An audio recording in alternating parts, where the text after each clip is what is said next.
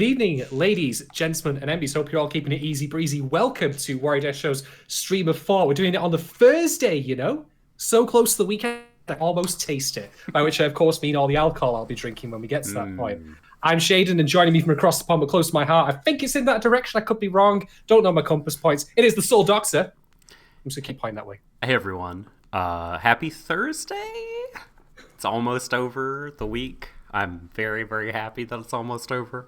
Yes. And, it's later than we usually talk about Eizouken, so I don't know if that will influence, excuse me, like if we are more measured or whatever because we're not coming off the episode, but I don't think so. Somehow I doubt that. No, I'm not buying that for a second. Us, measured, controlled, erudite even, you might say? Bullshit. No. Bullshit. That's not what you all come here for, oh gosh. You come for our usual brand of crazy. But anyway, hope you're all doing well. We're, of course, going to cover episode 7 of Eizouken today. I have to do it for myself, which, man, that's like all of the stuff that's going to be about work ethics and working groups today. I'm going to be here constantly going, big mood, big mood, big mood. I mean, if you've heard me, like Doc knows, me and him have talked many times, you know, in our Discord or in private about the drudgery of me working with people who I tell them to do one thing and they do the other. And it's any wonder that my workplace is not burned down yet. I couldn't believe it today when you told me work was good. I'm as surprised as you are. I am legitimately surprised I did not crap a solid gold brick today either. You know, that felt more likely. Mm-hmm. But you know, life can sometimes surprise us. So anyway, we're going to get on to the episode proper now. Doc, would you firstly be willing to have a look at the Twitter polls for us from last time? Yes, indeed. We had some choice topics, and the results are intriguing, certainly. Particularly the first question. I do want to talk about that a little bit because I had a look at this before. That's right. So these are our Twitter polls that you, the listener/viewer, can vote in at Warui Deshou on Twitter, of course. We put them out during the stream each week. Mm-hmm. So while you're watching, you can vote, but they'll be up for a whole week. So you can vote on them throughout the week. And then we read the results on the next episode. So we're going to get into the episode 6 polls now. Poll number 1, to you personally, does 500 drawings a month as an animator, does that workload sound excessive? And 51.2% say yes in terms of poor pay. So the workload maybe is not the big thing there, but the amount of pay that you're getting for the work is the emphasis. But 48.8%, so nearly as many people said yes, regardless of pay, it's too much. I believe that's how I voted. And no seems reasonable got a whopping 0.00%. So thank God for that. Right? You know, like I've been running on a deficit of faith in humanity for a very long time here. So I do appreciate all the people who voted at least either of the first two options. There was only really one wrong answer. But I am fascinated that it's basically a 50-50 split down the middle in terms of pay being the defining factor that allows such a workload to be feasible or acceptable, even if you will, versus doesn't matter. You pay me $10 million every time I do a project, and it's still too much. It still burns me out. And I have to wonder, and I mean no disrespect to the people who voted along with me, it's the pay problem line. But I have to wonder, it's one of those instances where you've not personally experienced the workload firsthand. Right. And you think to yourself, oh, you know what? Maybe it's not so bad as long as the pay is understandable. But then, of course, you do the job firsthand, and you think to yourself, I mean, little personal anecdote here, although I don't know why I'm calling it an anecdote because it's the truth. But anyway, my sister is a doctor. She is a full-fledged medical professional. She works for the NHS because I'm in Britain. You know, in case you hadn't gathered that already from various clues, such as my accent and the fact that I have... Actually, I don't have any British stuff in here. I'm not very proud of my country right now for various reasons. There's no Union Jack on the wall. You know, there's no picture of the Queen, like... looking the solemn. only picture of a queen I mean, you see that blank spot there? The only picture of the queen I'd have would be one on the dartboard. Good. But anyway, sure. But the point I'm making is that she obviously is paid immeasurably well for her work, as she should be, and yet the workload is still intense as fuck. I'm talking like 12-hour overtime shifts for like 5 days a week, if not 6, if not 7, if not even more than that. And that's not including, of course, the studying she does at home and There's not even more days in the week, and they're asking her to work more. more than well, that. more hours even, you Yeah. know. So it's one of those things that, you think to yourself, okay, it might seem reasonable from a pay perspective, but I think it's something that you truly have to experience firsthand in order to perhaps get the fullest perspective, if you will. And that's not even necessarily an animation. It's just working a really, really tough and demanding job that may pay well, may not. But even if you got paid well, it might still be a bit much for you. Anyway, that's just all I wanted to say on that particular question. So I'm going to pass it back to Doc. Okay. So, shouts to the people in chat. It's filled up all of a sudden. But yeah, no, I was laughing a minute ago because you put that a lot more charitably than I thought that you were going to put it. So, very, very good. You'd be surprised how often I can choose not to call people simpering twits. Yeah, I thought you were going to be like, Oh, you voted that way because you've never worked a day in your goddamn life or something I'm saving my vitriol side, folks, for when we do After Hours, which is our patron-only What We've Been Up To podcast, where I'll be talking about the CrunchyRoll Awards, and no prizes for guessing what 2 topics I'll be talking about in relation to that. The drink menu. That's my guess. You're going to be talking about the theme. I bet even that was shit at the CrunchyRoll Awards, but that's a discussion for a different podcast that we'll be doing later, of course. Anyway, onwards, Doc. Onwards. Yuri on the Rocks. So, poll 2. What quote-unquote prohibited deals were the Lure Club, in fact, guilty of? And all participating, all options got votes here. But the winner, the thing that our listeners and viewers thought that the Lure Club were in fact guilty of were gigantic mouse traps, 45.5%. Excessive breadcrumbs, the Lure Club. So this whole poll is from the fact that like on the big board of club problems. Yeah. The Lure Club were said to have prohibited deals. Many amazing small details in this show. I just love shit like that. So fake Pokeballs are on here at 13.5%, and illegal fishing rods also 13.5%. I think I went with fake Pokeballs, so I did not come close to winning this one, but they're all good choices. Poll 3, have you ever been in a situation where, like Asakusa, you've had to relate a project/pitch/topic of passion to an outgroup and found it difficult to do so? 100% said yes, they have been there for show. Yep. So, it's clearly a universal scene. I mean, for all that you and I, Doc, gab off on a podcast to people across the world every week, I might appear confident, but confidence is not something that is you have universally, You don't have the same amount of confidence you have in one context versus another. So I could be, all jibber jabber, spouting my bullshit on here, no problem. But then you get me inside an office room and I've got to deliver a PowerPoint to 24 people, particularly if they're not even in the same company. And you might think, well, that's not a problem then, but in fact, the stakes are higher then. And then suddenly I'm just here like... That's a really hard place to be as someone who's been a similar. Yeah. Oof, that's tough. Listen, whatever you may think of me and my confidence level and demeanor on stream or on pod, it's because you're not in the room also. So that there's physical not you, Shadon, but you, the listener. I think I can handle just you being in the room. You did mean that because you've got the entire ocean between us. That's enough distance. I can insult. I can safely insult you. Yeah. Why don't you come across that body of water and get me? Yeah. But no, if we were all together, if this were somehow at a convention, like a live recording of this show, I would be a puddle on the floor instead of a solid human behind this microphone. I'd just be there like having a cheeky drink and someone would ask me, Shads, is that a hip flask? And I go, what hip flask? It's like the most giant hip flask. It's a backpack, actually, just with a straw in your mouth. And you just like squeeze a squeeze ball and it gives a squirt.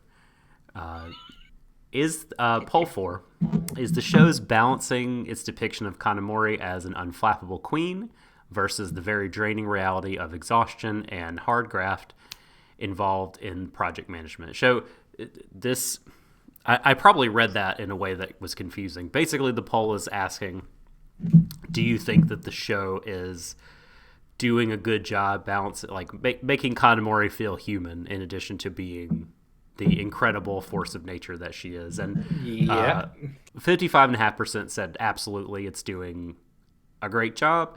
11% said it's a bit shaky on that front, and 33.3%, a third of our voters, said that they were Stanamoris. Listen, it's never gonna catch on. I'm sorry. Oh, I'm go sorry. home.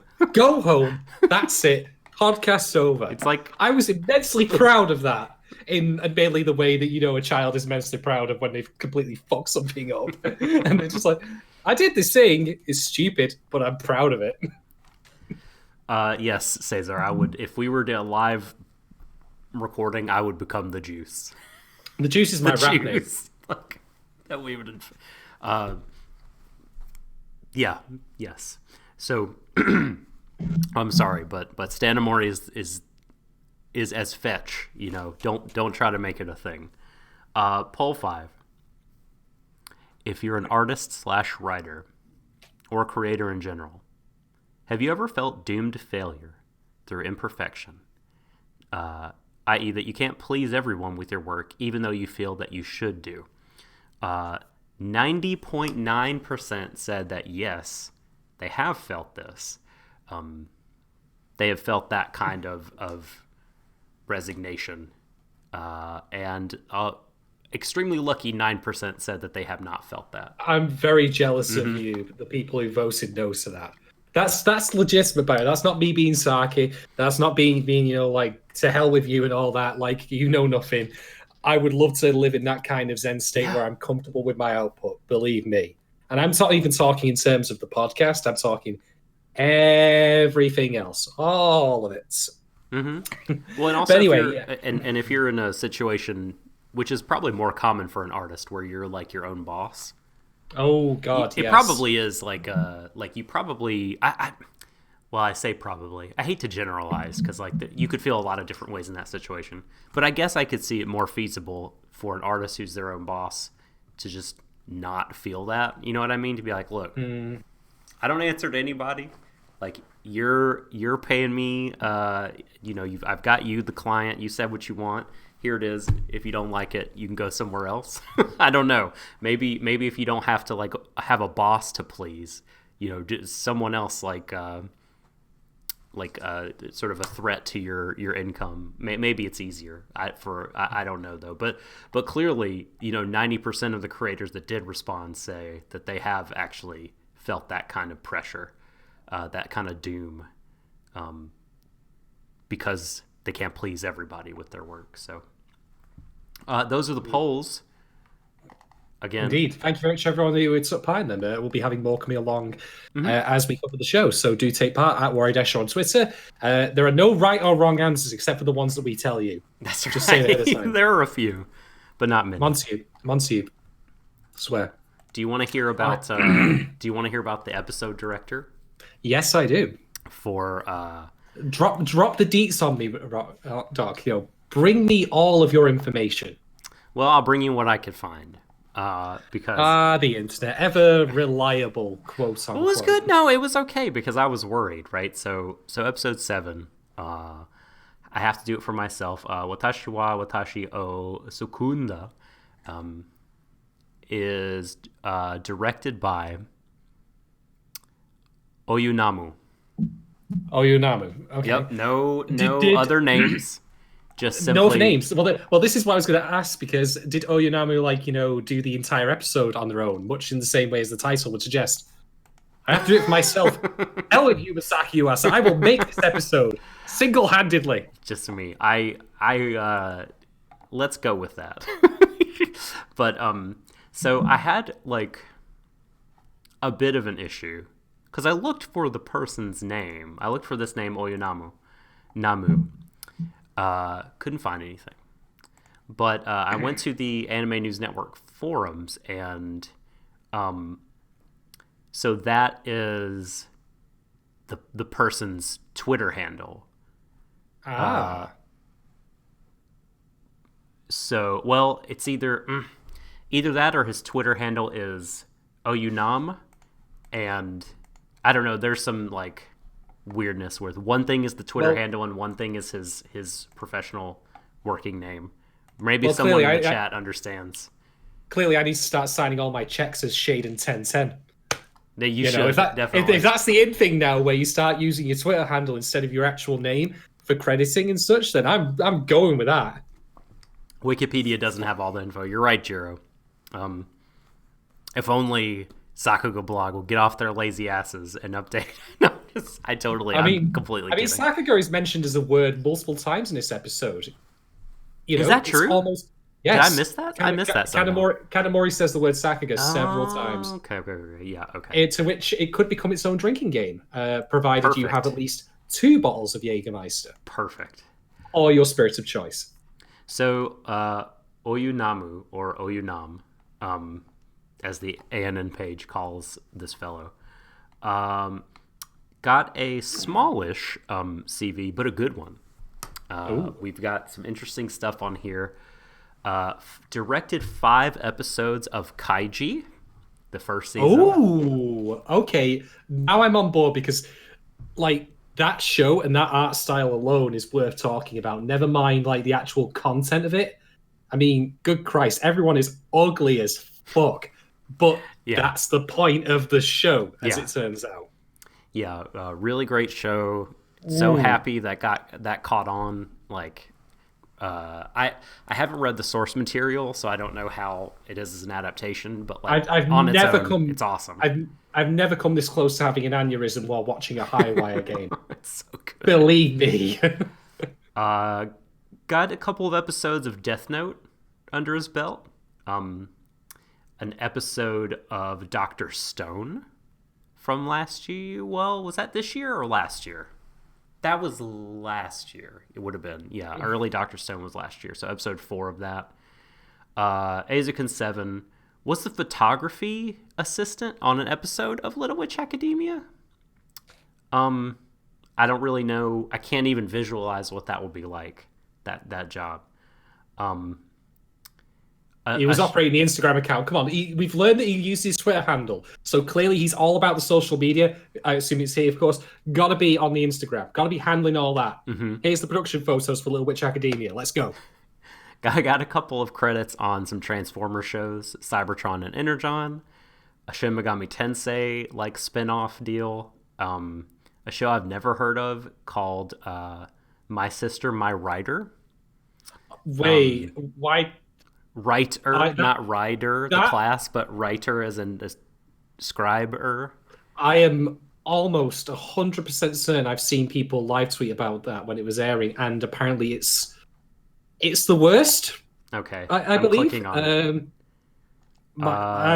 It was a 2018, so it would have been a thing that would have been live tweeted. Yeah, I had like the the moment when the Death Star gets blown up in episode 4. Oh, sorry, when Alderaan gets blown up, I mean to say, and Obi-Wan Kenobi just sits down. He looks like he's having a massive migraine. That's what I felt like then when you mentioned that show. The Great Disturbance. I felt certain that I'd heard, and it was basically, I want to fuck my sister. That's what I thought the show, understood the show was about. Oh, I mean, I could have guessed. I mean, feel free, folks, by the way, who are watching both on Twitch or YouTube, or even just getting this in audio format. Clip that out of context, all you fucking. Oh my god! I can't even stop you now. So like, it's too late. The distribution on this of user ratings is pretty telling. It's not one of those that's like all bad. It's like there's just as many really bad as there are really good. But so it's shit then. But under themes, it simply says the word Emoto. Yep. Who knew that was a... Never mind. Well, I'm glad he escaped that. Recently, My Sister Is Unusual also was a unit director on that show. Oji-san to Marshmallow, another Marshmallow show that we brought up on this show, on this podcast. I've actually heard good things about Oji-san and Marshmallow. Please write in if you've seen this and you enjoy it. Yeah, no, that's the CV there. But we need to now shout out, and I'm going to Google live here on air. Oh my god.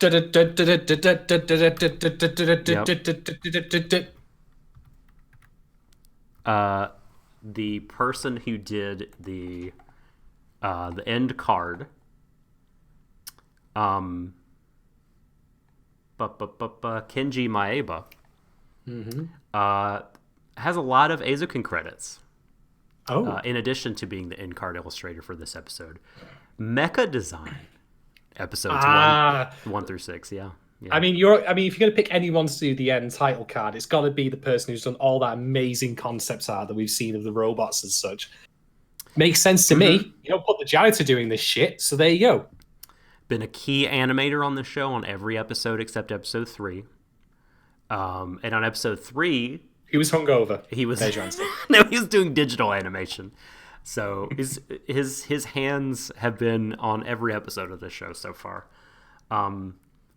But this person also did key animation for Devilman Crybaby episodes 2 and 6. Holy I was cow. wondering when we get a Crybaby alumni. Some Science Saru folks. Fate Apocrypha, a good television show. Did some was an animation director. Is there anything else? Key animation in Ride Your Wave.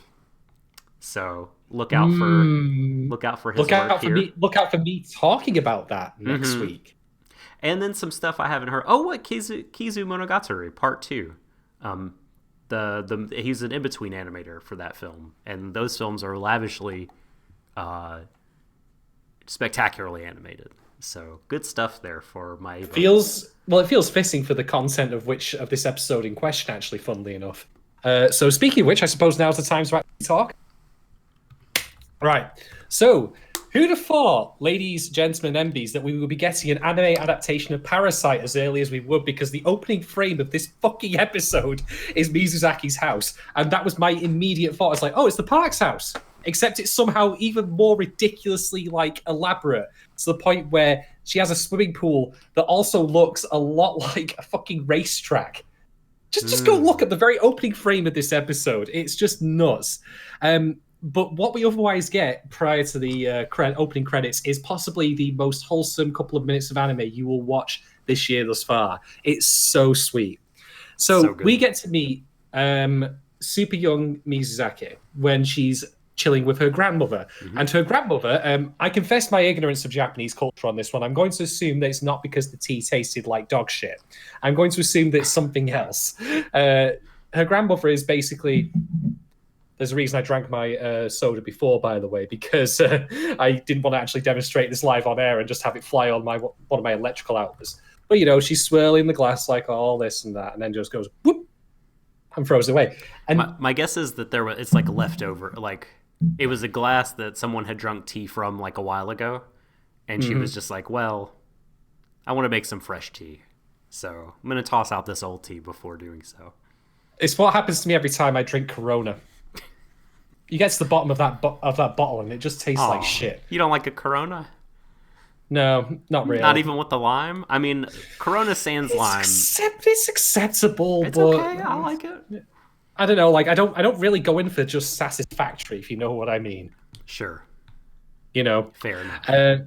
But yeah, Mizusaki is completely enthralled by her grandmother just throwing this tea out and asks her to keep doing it as well. Which is all important, by the way. It's very formative in terms of her, wanting to do animation.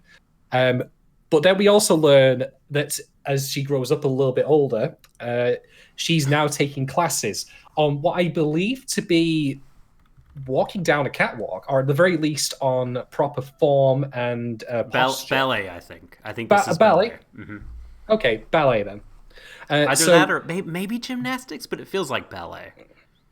Well, I don't think it's a class in banging one's head against a wall, even though I know that Mizusaki has fourth girl. I know figuratively had to go through. But anyway, so the class is, the ladies instruct them. Okay, here's how you sit up, and here's how you sit back down in a way that looks very dignified, as opposed to when I stand up, which is usually me, falling out of my chair and stumbling sideways. And that's not even when I've had a drink, by the way. But for all that's happening, Mizusaki is in her own world, taking notes of like the instruction, but not actually following it, which is key. We get this demonstration here of what it's like to walk like one leg in front of the other to get the very comely, like feminine look that you get from catwalk models, like Dana says in chat, for example. But yeah, I think that it's some sort of like combination of etiquette, ballet, form, you name it. Yeah. Either way, like you said, she's learning form and posture. Yeah. And that is going to be key for something I'll be talking about later. So put a pin in that, as I'm very fond of saying. So yeah, she's taking notes of how this works. And indeed, she then sees a TV program, which looks like some sort of like, a hard-boiled cop drama. It's sadly not Julia Richard, though. I think she might be able to learn some things from that, but, well, she'd have to be our age to see it. But she in turn notes like that the guy sits up from the chair in a particularly like, you did that kind of way, like, Yeah. And then she's like, whoa, I can see a link to all of this. I'll also incidentally note, by the way, that I couldn't help but think that the wall in her living room looks like a climbing rock-like wall because it's got loads of like little it looks like it's got handholds on it. Maybe. Nah, I think that's just incidental. But we see her growing older and actually then repeating the tea throwing trick that her grandmother did, which she actually finally, pulls off. She's got the precision down. Precision's the key word here. And then she's teaching her grandmother about the posture and the movements of getting up out of a chair that she learned when she was younger, or rather, sorry, not when she was younger, when she was at the class. I mean to say. Now, this is just an interpretation thing, so maybe I'm wrong here. But do you think that her grandmother was not able to really stand up on her own power easily until that happened? I think it doesn't really matter. This is just nitty gritty stuff, but I'm just curious. My take on it was like, that time is going by, right, as we see the episode. We begin when Mizu's very little. At the point you're talking about, she is in primary school. Maybe grandma has started to have more issues where standing up is just really difficult. Yeah, there is a wheelchair. Yes, and so it's like, I don't want to say like, oh, Mizusaki healed her, now she can walk or whatever, but like, she's like, look, I can help you stand up now, Grandma. You can go ahead and get out of bed. You don't have to wait or stay in bed today because I can show you how to do it in a way that will not hurt your back as much. But nonetheless, all of this, the rest of these scenes, like, are really, really sweet. And like just the scene, for example, of the first person shot of Mizusaki's swaying back and forth, like I was just like, boop, boop, boop, boop. I'm like, fuck, I've got a heartbeat. No, I thought I got rid of that. Thought I'd had rid of that long ago. But no, that's the end of the flashback at that point before the opening credits. An incredible 3 minutes, in my opinion. Oh, yeah, like I say, most wholesome 3 minutes of anime you'll probably watch all year. But anyway, so after all that, things are progressing with the Eizouken. We've got, Sound Club, starting to move their stuff in. Production's moving forward on the show proper. Things are getting along, although there are problems. Can I hold my hands up here? Mm-hmm. I think when we talked about the Sound Club chairperson, I think I misgendered them. Because I thought, based on the wardrobe that they're wearing in that episode, very casual, I don't know. I assumed they were a guy, but clearly based on the school uniform, she's a lady. So, my fault if a couple of episodes ago I did that and you remember and you're like, Doc, you were wrong. I remember. And so I hold my hands up and say, yes, I was wrong. That's a sound effect. My bad on that one. There's a sound effect. Yes, definitely. I kid. We all make mistakes. Anyway, yeah. At least, but we own up to them, which is the main thing. So anyway, speaking of sound effects, though, it's time for voice acting. And doesn't everyone love a good bit of voice acting? Especially when it's done by people who cannot follow instructions. Oh, man. Because this part was great. because again, like this being an amateur or even indie production, if you will, there are, how should we say, compromises being made, and a certain amount of ego is bleeding through from various parties, not least of which being the Robot Club, who of course want to voice the characters in the very short film that's been made for them. So what I like, by the way, is a nice amusing contrast here is that, of course, we've had throughout the show's run thus far, that is Eizouken, Asaka's like constantly making like kind of noises. She fills in sound effects whenever she's describing stuff. And we do have that here with this gentleman, but like there is a time and a place for it. And him, like him like bringing that in, and not so good.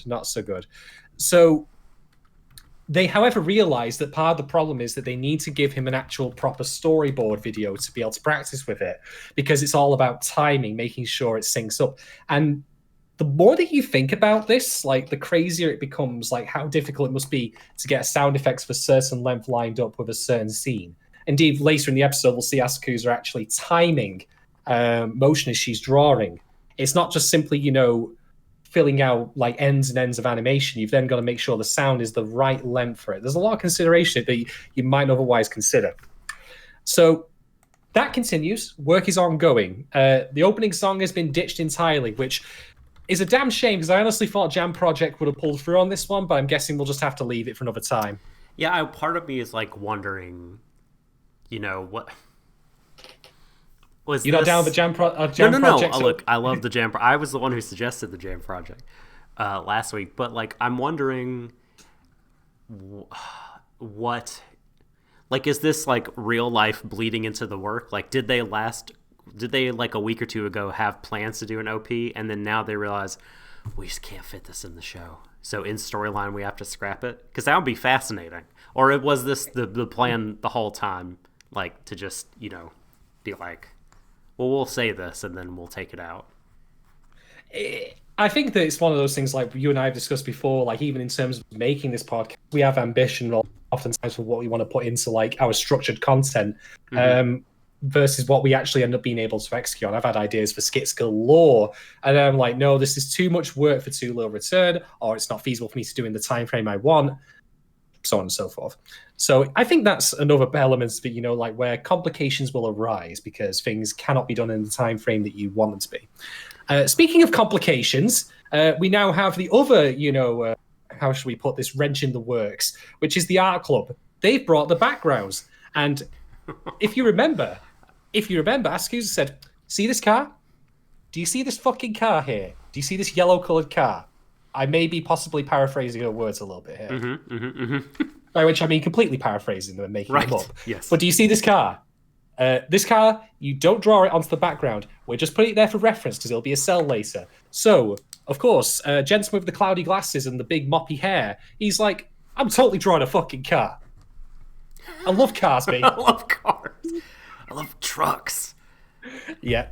Also them, like, screwing up the minutiae of, like, the sunset and the direction of the light coming in and all that. And this is, again, another scene where poor Asukusa, like, she is trying her best within her capacity to say to them,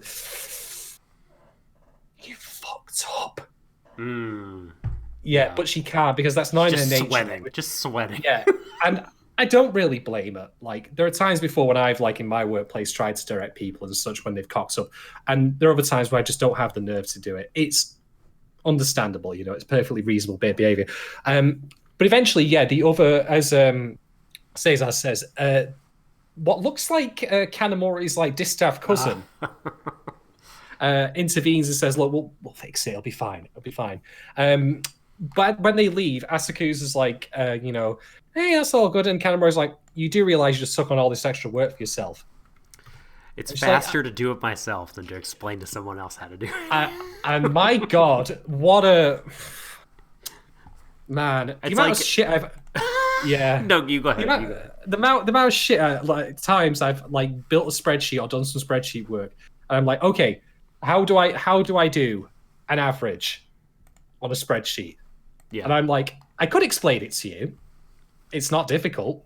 You type equals average and then select the cells you want. Jesus Christ, like, it's not like inserting nuclear control rods into a reactor. But then I think to myself, fuck it. I'll do it myself. So eminently relatable content here from Eizouken. But Kanamori, though, is correct in that Asuka is supposedly fulfilling the role of director, and she must therefore direct. She has to delegate. Yeah, you have to deal with this. Mm-hmm. You have your responsibility. You got to stick to it. You got to deliver on what you have been tasked to do. Project management again. It's like, you have to have some short-term sacrifices for a long-term gain and health of your project. Like, this is what I hire people, and I build this into the hiring, like, because I know that the first, like, there's going to be a learning curve, and there's going to be a bit where productivity falls behind because I'm training people. Like, people are not going to come in and just know how to use the content management system and know all the right protocols for communication and all that stuff. So I have to, like, train them. But, like, once that's done, the productivity goes way, way up from before they were hired. And it's like, you have to make that, like, sacrifice again. And she's learning. She's a kid. She has social anxiety. This is going to be really hard for her. And I feel for her, because this is, until you really start doing this kind of shit, like, it's really hard. Delegating is really hard. It is. I mean, Kanamori's got it down to a T, but the thing is, though, what is key to remember here is that Kanamori is an animator herself. She has to translate, if you will, from Asuka or Mizuzaki. But what would really be better is if it was Asuka actually herself doing both, because then there's no lost in translation issue, if you will. But anyway, the gauntlet's laid down. Kanamori says, right, look, we've got a certain amount to do. Don't delegate. I'm sorry, rather do delegate. Don't, take out work for yourself necessarily. We then cut to class, and even in class, Mizuzaki is just like, nope, I'm working through here. You see these angles? You see these tan, sine, and cosine? Don't give a shit. Fuck that. Want to animate. Fuck maths. A year later, she's dropped out of school and joined an animation studio. I can't even spell trigonometry, let alone use it. Good God. But anyway, it starts raining, and there's your second Parasite reference, of course. I guess they were filming the next block over. But anyway, it starts raining, and they decide, okay, we obviously can't really, go home in this, but there's a bathhouse. Let's go visit the bathhouse. Why not? So they end up heading up. Oh, yeah. It's time to visit the steaming bathhouse for the bathhouse episode, baby. Did you say that when we covered Kabukicho Sherlock? Did I? Can't. I should. No, this is very it's much. It's kind of now that you left that door open. Look, this is very much not that sort of baby bathhouse episode. Thank God. Fuck. Right? Yeah. You'll hear no I won't do any half measured response. But anyway, yeah, they're off to have a good time in the bathhouse, and so they do. What we get, by the way, are a number of nice little things, like how Mizuzaki is just enjoying the detail of everything, even the key, or the famous curtain, the ladies' curtain, as it were. Yes, I know. Which never been. It's so adorable. Which I will, of course, be putting on the front of my house at some point. Just. Oh my God. No, I kid. So they're we're now we're now problematic podcasts. We've always been problematic. We always have. Okay. But anyway, so they're chilling out in the bathhouse, and they have a discussion about various things, including how Mizuzaki relates being a grandmother's girl, and also says about how she believes her father is basically trying to mold her into being an actress in order to vicariously live out his his wife's failed ambition, as I understand it. That is right. And wow, like I mentioned in the very first episode about how it was that, they're trying to make her pretend to be someone that she's not, in terms of pretending to be people that she's not. And now we've got them literally asking her to pretend to be someone she's not, who's also her family member, which is crazy. But I mean, it's also not unheard of, unfortunately, that there are parents who will vicariously live with their children. So many parents, man. And I don't know, I'm not saying that all of them realize that they're doing it, but good grief. Like, wake up. Parents, get a clue. Like, your kids are not you. Not only they're not you, they're like they're their own individual people with inner lives totally independent of, like, yes, they're dependent on you, but also they're growing into these like unique people that are apart from you and like don't deserve to be like burdened by however you messed up your life or things that you feel like you failed at that you want to make good on. Please don't do that. Mm-hmm. Please think about this on a regular basis. You know what I mean? take a step back. You know, I should note, by the way, that Mizuzaki makes specific mention that they actually do allow her a lot of latitude, just not with Anime Club, as it turns out. But that will be important for something I'll be discussing later. I would be remiss, by the way, if I didn't mention that we also learn in this scene that Kanamori raised pigs for meat. That's a thing she tried to do. And I suppose it's fitting because Kanamori's one goal in life is to make bacon. Oh. You just stop. Don't pat yourself on the back too hard for that one. But I love that caused you genuine trauma. You look like you've just been punched. Well, it's like a 2-hit combo, okay? So, like, it's been a couple of days since I've watched the episode, so I'm reprocessing. I'm, like, having to, like, reacquaint myself with the fact that once Kanamori raised a pig for meat. Which is incredible on its own.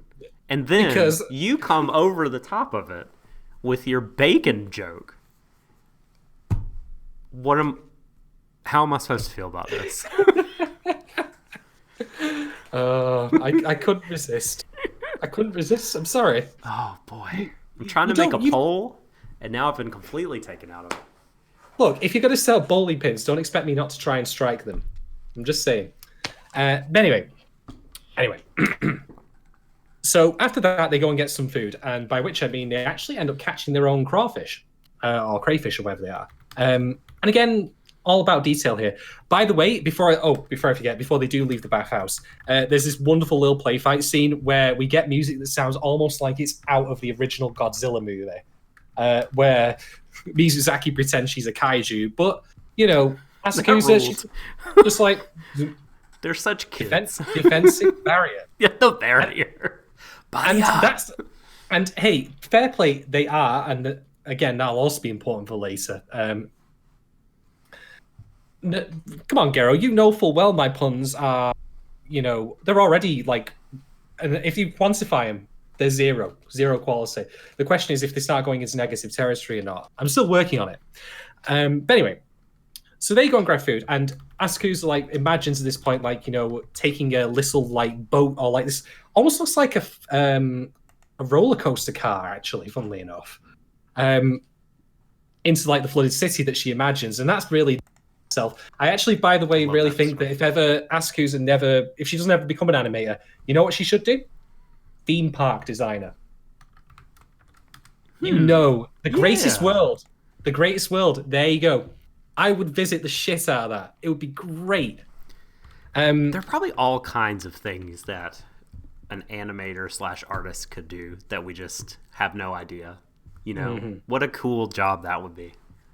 I think that she would be great at.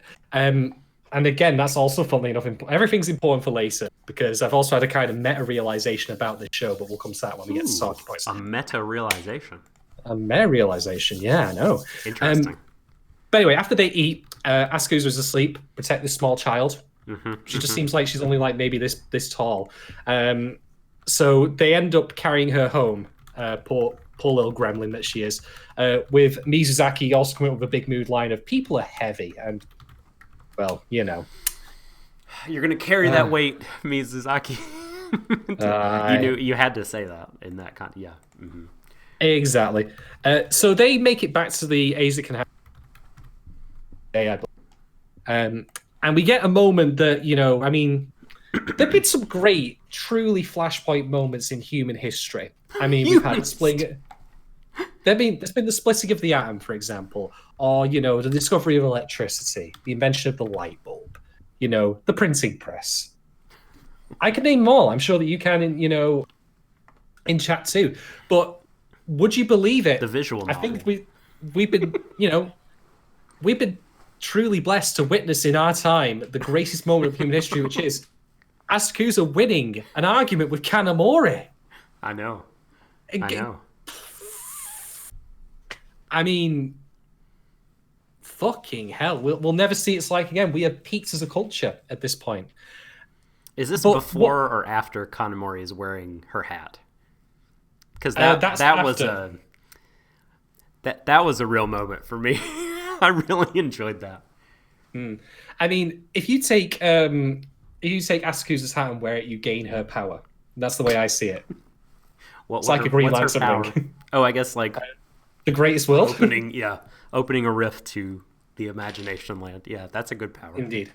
But what they're currently actually discussing in this scene is the idea that they're looking at the robot driving its chainsaw arm along the floor. And Mizuzaki is just not quite happy with it. Kanamori, even though she's the producer, as Asuka points out, like she has supposed to have a discerning eye, there's a certain like thing that she can't quite bring to it. And that's fine, not everyone has the same eye for detail. I mean, if that was the case, well, there'd only need to be one anime podcast and not the dozens, if not millions of them there are already. Although oversaturated as that market is anyway, regardless.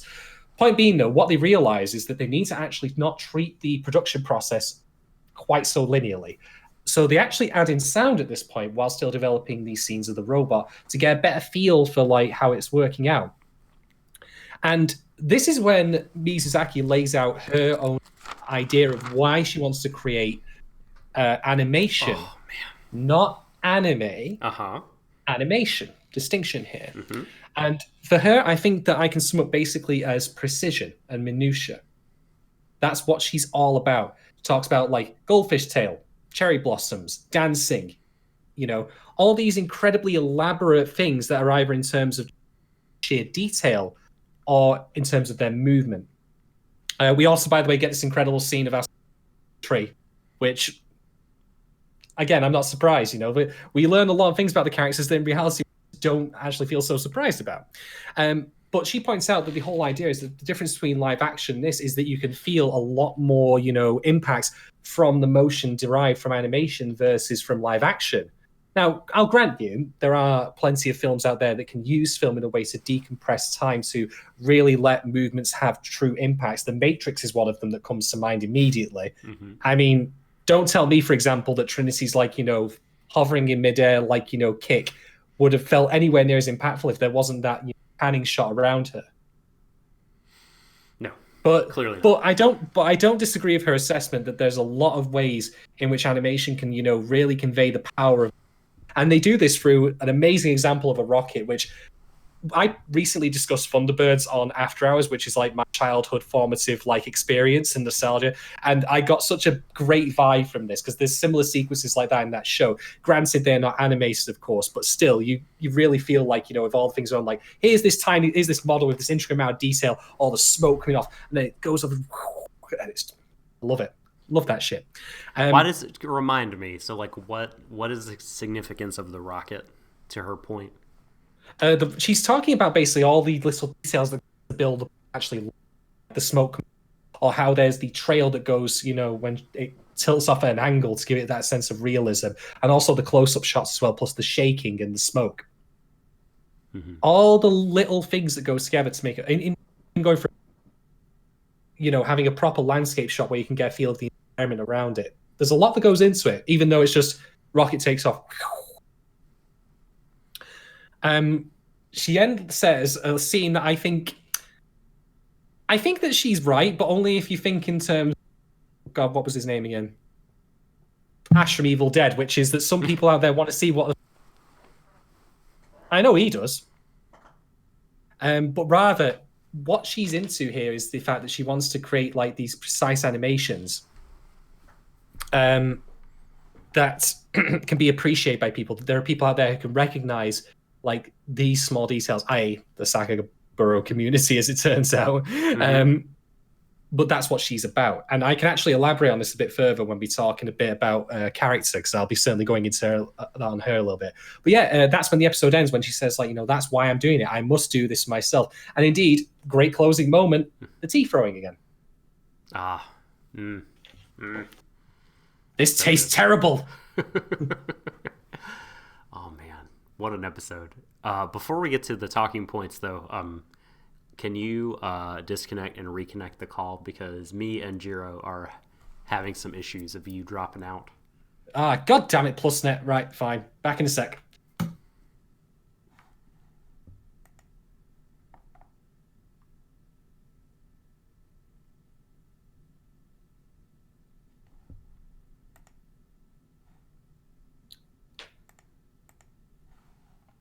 And I'm back. Here we are. Okay, right. So talking points. Doc, I'm going to pass the baton to you firstly, because I've talked for a very long time, and the police warn me not to talk for more than 5 minutes at a time before I start, becoming arrestable for that. So over to you. You heard me. You've committed many violations on this podcast I was not aware of. And many that you were. Okay. Yes, I know. There have been a few. Yes. Okay. Gosh, there's a lot of things. I guess. Yeah, I just wanted to again talk about that opening 3 minutes, and man, just kind of revel for a moment in how amazing that was as a montage. I mean, it was. I don't know. I feel like Mizusaki has been someone who has not. How do I say it? I don't want to quite say hasn't gotten her fair share, because she's been in a lot of scenes, like that. But like, I felt like this was needed. Like the additional focus on her was really needed to give some more sympathy, some more depth. Speaking for myself here, the last time I think that she really had the focus, again, not to say that she was completely absent or didn't have anything to contribute in the episodes between then and now, but the last time I can think of that was in episode 4, when we were, in fact, maybe even episode 3, I may have got them mixed up, where she's talking about, the blade swinging, and comparing herself to the Ronin or the samurai. Yeah. I think that, to me, was last time. Like seeing her do the machete swings while holding it tight. Need I remind you? But yeah, it's been a few episodes, and we get to see more. And it's funny because that last bit you mentioned was stuff about her as a kind of character director, character animation expert person, a Sakuga person. And here's some more of that, like her being fascinated with human actions. I guess we don't often think about animators in that way, that they are true observers of human action, because just motion interests them at a really base level. It's movement and motion that fascinates me so much that I want to replicate it for my job, and I want to imbue it with a specialness that other people don't kind of notice when they're watching it. And this is very circular, this episode, in its kind of thematic presentation and communication, because everything at the beginning in those first 3 minutes that were shown, her and her life, the things that she's doing, the kind of motivation she's getting, she's just explicit about it, and she tells us about it in a very moving way at the end.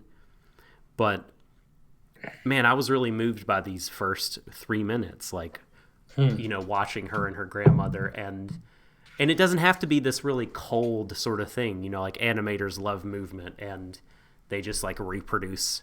They're these robots that reproduce movement and make things really cool. It's the zombies that live on energy bars, right? Yeah. Well, thank you, Mr. Wada, for that. But yeah, there was something so amazing about her.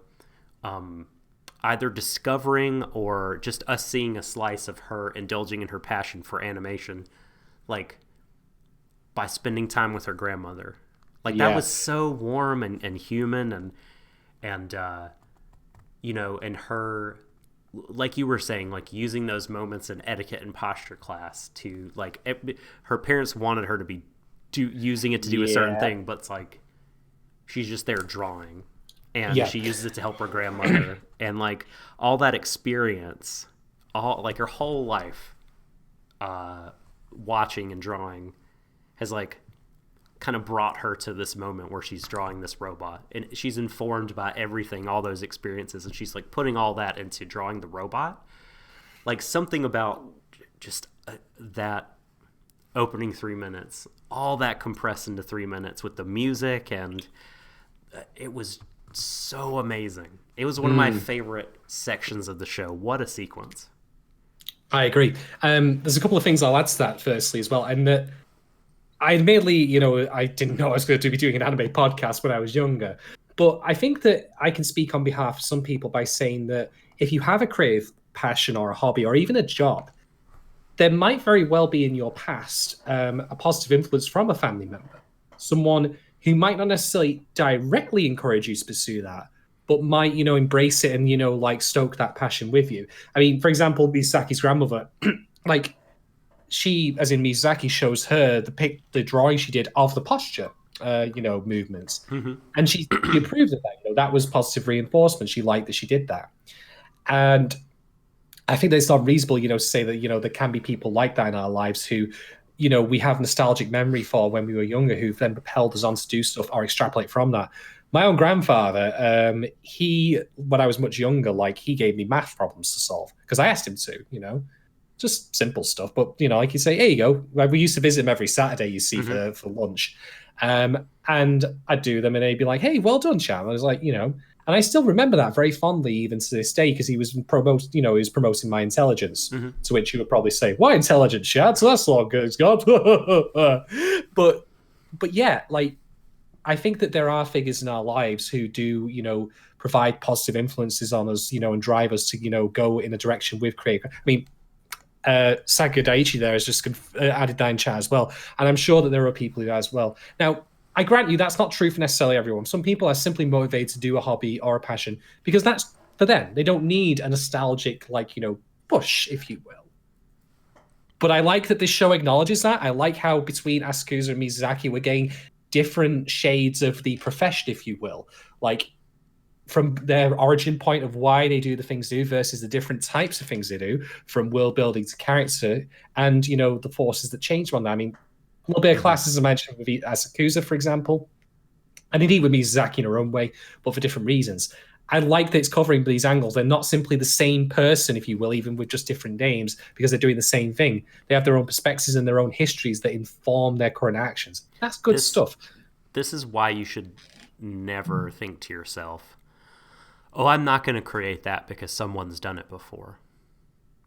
You talked about there being a bunch of anime podcasts or whatever, but I think there are differences to each one, just like there are differences to each cut of animation or picture or song, because I love that they do this with these opening 3 minutes. Like, you see everything that's gone into Mizu drawing and animating the robot. No one else is going to have that.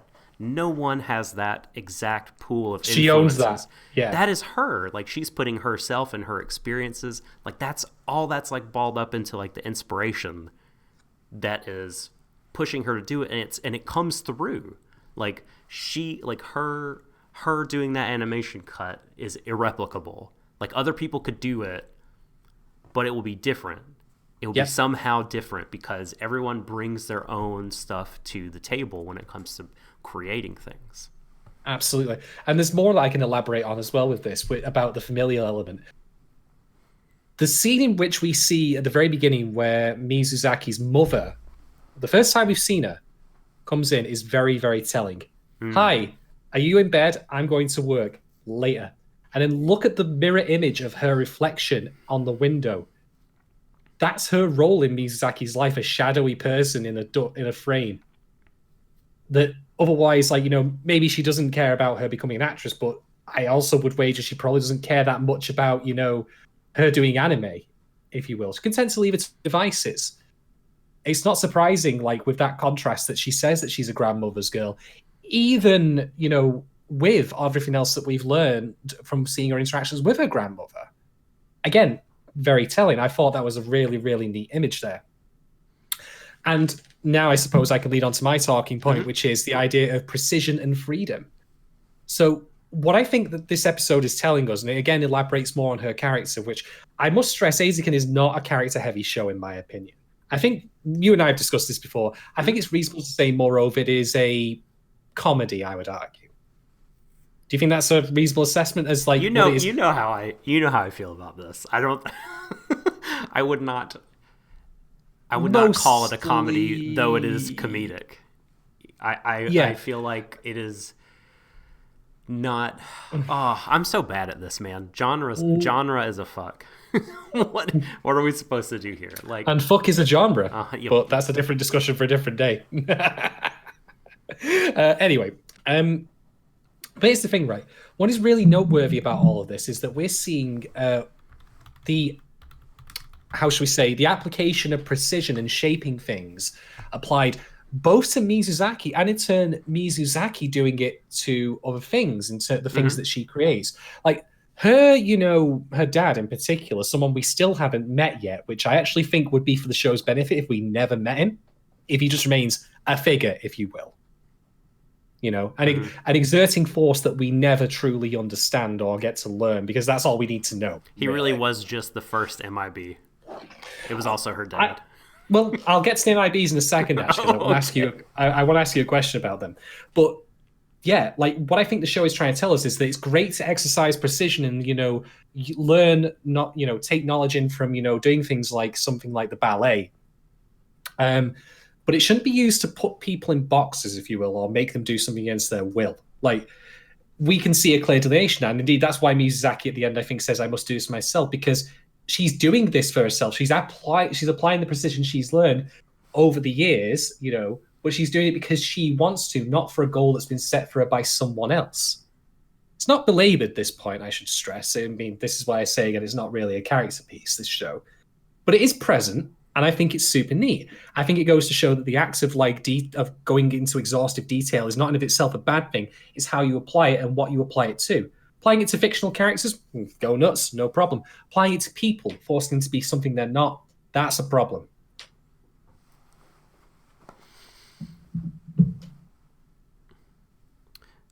So are we ready to go to my next point, or did you have more? MIBs. Yeah. All right. So open question. I personally am going to say ahead of time the answer to this is who cares? But I'm just curious on your thoughts on it. Do you think it's a problem for the show that we haven't really seen any more interference from Mizusaki's family or the MIBs in trying to stop her from doing anime? No. Because I was going to say, in a more conventional show, I would be bothered by this because it was, something set up at the start. Indeed, the title of the show is "Keep Your Hands Off the Eizouken," but no one's really trying to stop them now.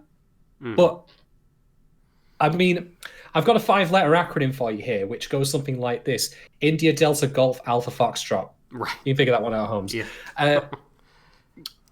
I don't mind in this particular show because I think it takes the point as serious as it needs to, in which that it was inspiration for a goofy, for a goofy scene in that Grace's Will bit in episode 1. And in of itself was a point that, hey, we can conjure up all the fantastical stories and worlds we want, but look at what's happening right in front of us. So it served that point. So the MIBs not being around, you might think there's a problem. I'm not fussed. What if it's a Sword Art Online situation? Or if you die in the greatest world, you die in real life. As Zofang said. Kanamori killed them all. I'm dying right now. I'm dying right now here. You bring up Sword Art Online. Jesus Christ. Why would you do this to me? Oh, there are worse things I could bring up, and you know that. I know there are. But it's like being vaccinated. Like I've dealt with this before, and I've got an immunity, but I haven't heard the Sword Art Online one for a while, and that's why that stings. I think what if Grizzly? Yeah, Kanamori just made a phone call, and they're just gone now. She's got one of those flip phones that she just clicks into place very ominously, and then she goes, "They won't be a problem anymore." Yeah. Take someone with a code name. They're like, take care of it, and then bloop, it's over now. Or as Cesar says, fed into the pigs. Jesus Christ, that's some Sicilian mafia shit. Yes, it is. I don't like, because they sort of don't know that she's doing it, which shows you how involved they are in her life, right? unless they catch her drawing in bed, which I think they almost did once, but she hid it from them. And there was a scene where she's like messing around on her iPad. I seem to remember, and her like almost getting caught. You know what's funny? Yukonon's just mentioned her mother gives her the freedom to do what she wants. But I think there's a distinction here to be made, which is between giving someone the freedom to do what they want because you don't care or you're not that interested, versus I'm going to let you do what you want because I want you to be the best you Exactly. can be. That's not like a gift. She's not like giving her a gift. She's just she's not a very present person in her daughter's life. It would like I said, shadow in a door frame. But I think so. We have to allow for some cultural difference because I think on the whole, like Japanese high schoolers are like more independent than their like at least American, in my experience, counterparts. Just in terms of taking care of their day-to-day life and maybe amount of time they see their parents, because the parents are usually worked really, really hard and super involved in their jobs, and kids are learning from a very, very early age to like walk themselves to school and take care of their own laundry and go to club. But I think that you're right, Shadon, in saying that this show is going a bit beyond that. And we see that with the contrast between Asakusa and Mizuzaki talking about their families. In fact, yes. Asakusa has to call. She doesn't have to call her mom, but she wants to. She wants to keep her mom in the loop. Like, hey, mom, like I'm hanging out with my girlfriends. Like we got caught in the rain, and Mizu's just like, whoa, that's weird. Why, I've never even done anything like that because her parents are just not involved in her life. Yeah, I would agree. I think actually, the more I think about it. Yeah, like I say, title of the show, keep your hands off the Eizouken, but I think it's kind of fitting, actually. The biggest obstacle to making anime is not, as I say, some goofy MIBs, running around, you can imagine, the scene, it's like in Castlevania Season 2, Episode 1, where they come into Lisa's laboratory and start just throwing shit around. You can imagine the MIBs going into, the Eizouken Club, and they're just, pouring jerry cans over it or some shit. Are we going to cover Castlevania on this podcast? In some form, I feel like we probably tell us in should. the chat. Tell us in the chat. I will talk about Castlevania for hours. I like Castlevania a lot.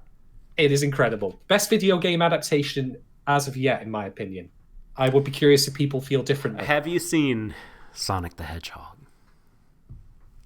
I'm gonna go fast away from this topic and onto what I was saying. It made a lot of money. Whoop-de-fuckity-doo. I haven't seen it. It looks very charming. I also like Detective Pikachu quite a lot. I mean, is it a video game adaptation? It's not like...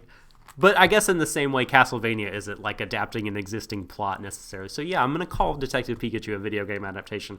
It's good. It's very... I like it a lot. Detective Pikachu is really good. All right, but yeah, I think to come back to the point, though, the thing to note is that it's not MIBs that are the problem here, ripping up the clubhouse. It is the more mundane, if you will, issues of, production problems, people not following instructions, the same shit that you follow or you have in any sort of collaborative group effort in a workplace or elsewhere. And credit to the show for being about that rather than, some other nonsense. Oh my God. We really have opened up a whole fucking... We're walking. No, all right. I'm going to answer these all in turn. Okay. Oh my God. Detective Pikachu had too much Mewtwo abuse. You're right. It did. That fucking sucked. Free Mewtwo. I guess you guys just haven't seen the masterpiece that the Mortal Kombat movie is, Yukinon. I have seen it. Castlevania is better, and so is Detective Pikachu. Unless you're talking about Mortal Kombat Annihilation, which is clearly the greatest piece of cinema ever made. Mortal Kombat the movie tested its might and was found lacking. The soundtrack rocked, though. The soundtrack was absolutely great. No, that's just the Immortals track. There's also an amazing KMFDM remix, the Juke Joint Jezebel, the Giorgio Moroder mix that plays when Sonya and Kano fight. That rules. Also, at the end of the movie, when Liu Kang says, let's go home. It starts to play the Halcyon On and On track by, I believe it's Orbital. That track rocks. It's a great soundtrack. Do not besmirch the Mortal Kombat as fuck, soundtrack. and I don't know. Oh, I mean, okay, Street Fighter movie, like with Jean-Claude Van Damme. Like, there's a lot to love in that film. Yes. Raul Julia specifically. That scene of him, like, the day that it was Bison Tuesday, walks into your village was the greatest day of your lives. Yeah. But for me, it was Tuesday. It was superb. Anyway, we should soundtrack. What's your favorite Castlevania? Should we save that for the Castlevania podcast? Yes. Okay. Yes. All right. Is it my turn now? Yes, it is. Okay. Talk, monster. You don't belong in this world. God damn it. What is a man? I went off board there a little bit. A miserable pile of podcasts. Okay, so like I talked a minute ago about the difference between Asakusa and how she relates to her mom, and then Mizu. But that whole scene was really fascinating. But you know what it made me wonder? Where's Kanamori's parents? What is her relationship like to her family? I mean, is she this totally independent woman who, like, actually lives at that ramen shop? Like, is she? Does she not? You know, are her parents dead? Are her parents? Does she just not? Like, what's going on? I think speaking in terms of structuring a show and like how much you say versus what you don't, much in the same way that I said about the dad. You know, Mizu's dad. Like, the less we know of him, the better, because it just makes him to be less of a relatable person, more just a force exerted on them. I think the less we know about Kanamori's back, I mean, this is why I said about the balance between her human versus her being this force of nature. Like, and I think that, you know, the less we know about her, the better. Sure. Because it strips away some of the magic, I think, of her character. I don't want to, for example, see a scene where we have a flashback of her father literally seeing her rear pigs. You just tripped over.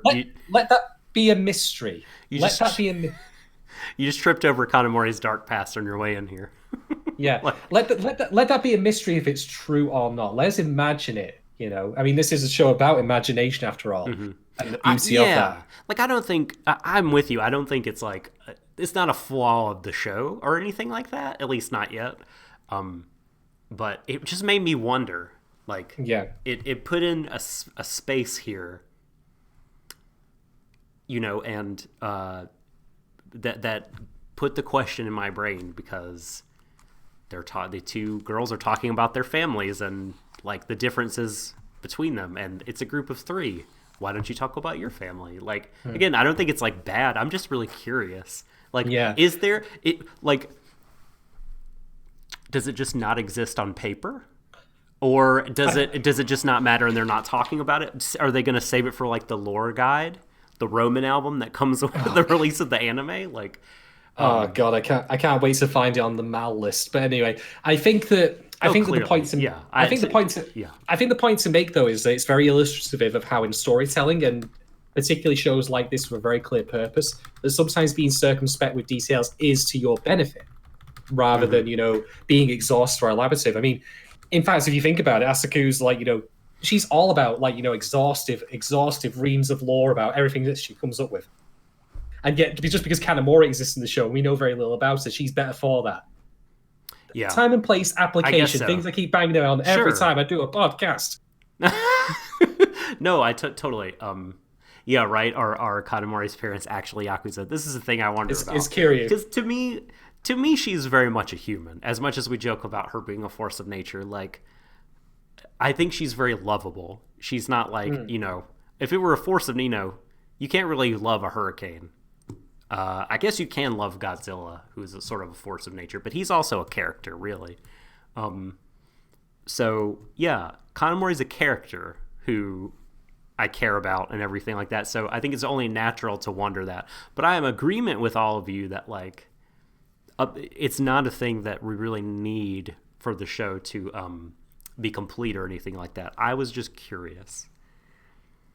Fair enough, then. Right. So one final thing I'll note here is just elaborate more on the idea of non-linear production, because again, to this show's immense credit and its value, I think, as education of all things, it makes it clear that, you know, a film or a complete product is the sum of its parts, and they cannot be considered in isolation. You have to bring them all together.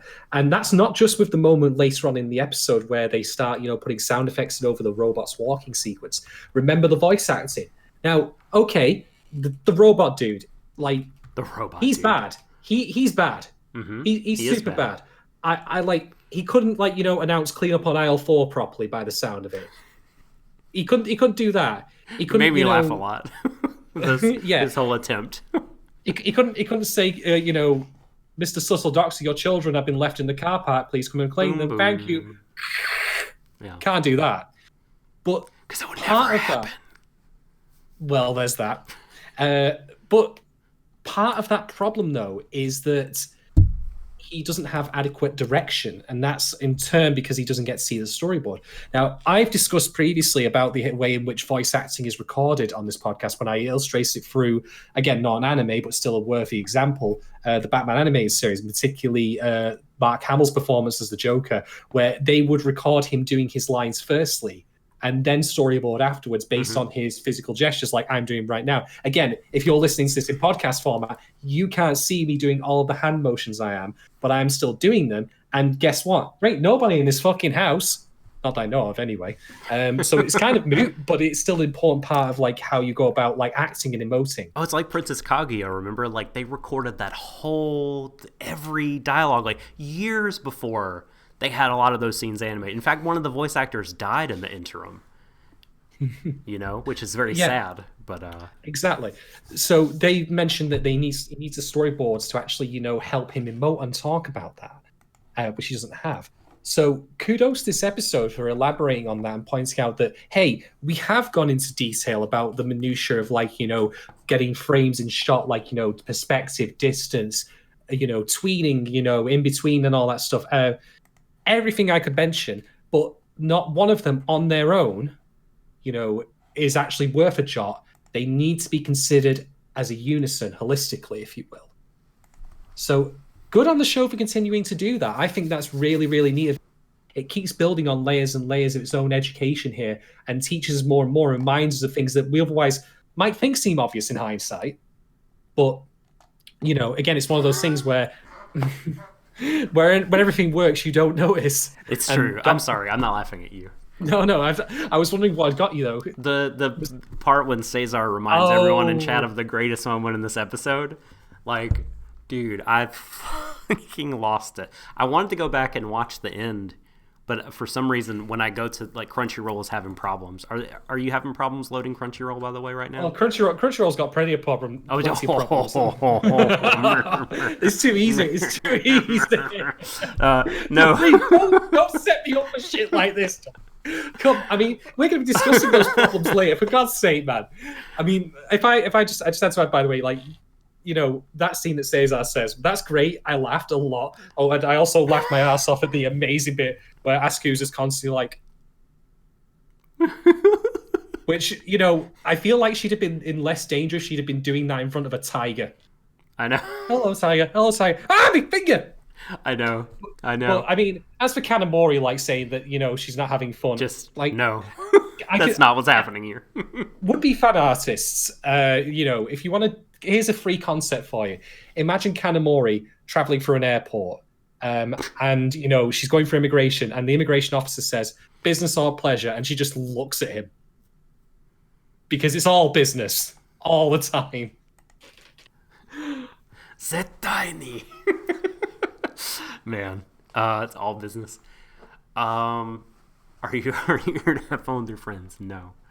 Oh God, I wanted to go back and watch the end of that episode to get some quotes I have here right, but I'll just say my last two things.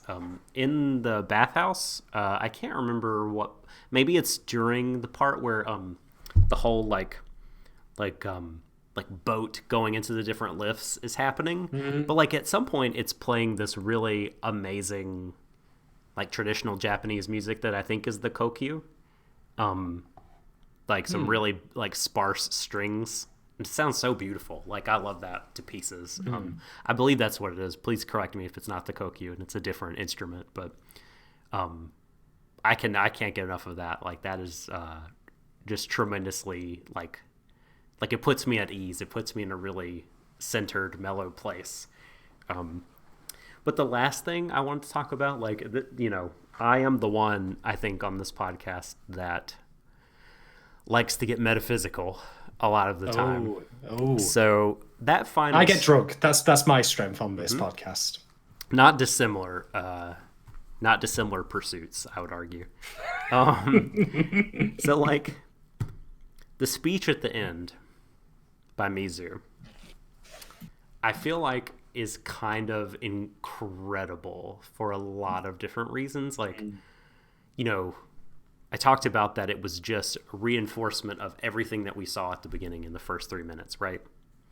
But also she says something to the effect of that anime is the best way to approach movement. Every movement is intentionally drawn, and it gives that movement a bigger impact for being imbued with that intentionality. Each movement is given a bigger impact. Like,